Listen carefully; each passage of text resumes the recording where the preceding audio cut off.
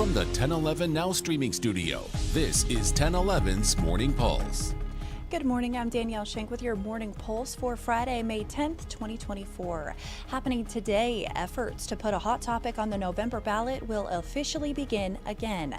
Support Our Schools Nebraska will hold an event outside the state capitol building at 10 a.m., launching another campaign to challenge school choice. Following last year's successful petition drive on the same issue, the group is once again collecting signatures to empower voters to choose whether to support using public funds to pay for private schools. College graduation season is ramping up, and a recent study indicates it might be getting a little harder to land a job.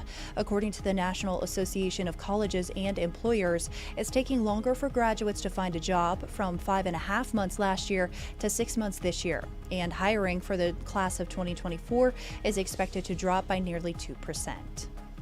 In other news, an Omaha area woman is dealing with an ear injury caused by a tornado passing over her home 2 weeks ago. Since then, Lindsay Pittman says she's experiencing pain, pressure, ringing, and amplification of sounds. The condition is called barotrauma, and it can happen with a sudden change in air or water pressure. Pittman now wears earplugs as recommended by her doctor until the condition heals naturally. Public health officials worldwide are on alert about bird flu. Researchers found that cows have the same receptors for flu viruses as humans and birds. Scientists fear cows could be mixing bowls, hosts that help the virus learn to better spread between people. Although rare, experts say that could put us on the path to another pandemic.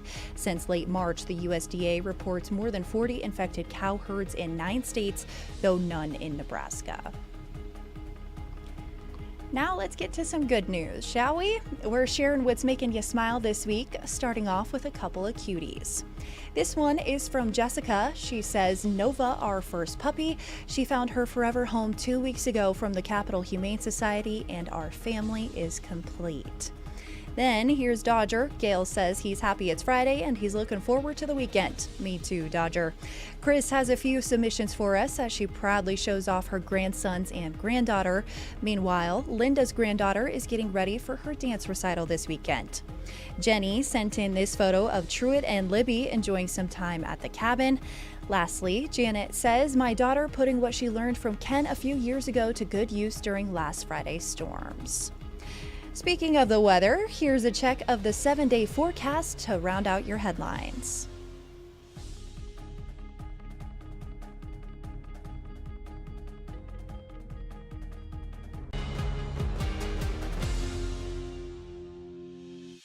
You've been listening to 1011's Morning Pulse. Watch, listen, stream on the 1011 Now app, on YouTube, or wherever you get your podcasts.